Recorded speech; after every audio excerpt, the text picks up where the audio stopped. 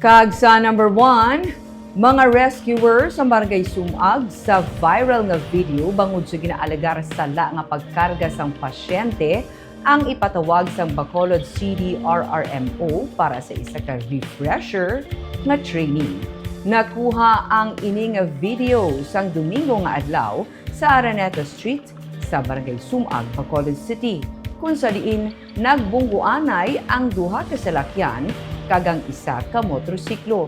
Patay sa insidente si alias Joshua na nagapadulong sa norte nga bahin sang dalan matapos nga mag-overtake ini kag nakabunggo sa isa ka salakyan nga nagapadulong sa sur. Bangod sa kakusog sang impact, nagtabog ang biktima kag nakabunggo pagid sa isa ka salakyan nga gintunaan sang iya kamatayon. Bangod sa ginaalagar nga pag-mishandle sa pasyente, natala na nga ipatawag sa Bacolod City Disaster Risk Reduction and Management Office ang mga rescuer nga makita sa video.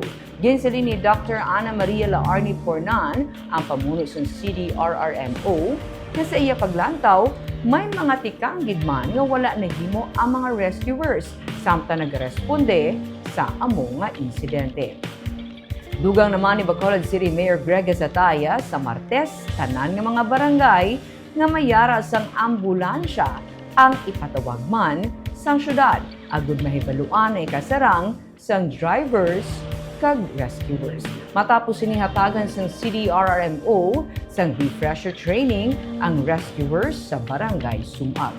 Sa records ng City RRMO, napulo pa lang ka mga barangay ang may kaugalingon nga ambulansya nga nagikan man sa syudad. So makita mo gid man nga wala nila na secure mayo ang pasyente before nila gitbit bala. Bali may mga protocol sila dok nga nalaktawan or measures. Mas measure sila nga nalaktawan sa during sa rescue. Pero hindi ko ano maghambal nga although nga makita nato sa video do medyo may aragin man sila lapses.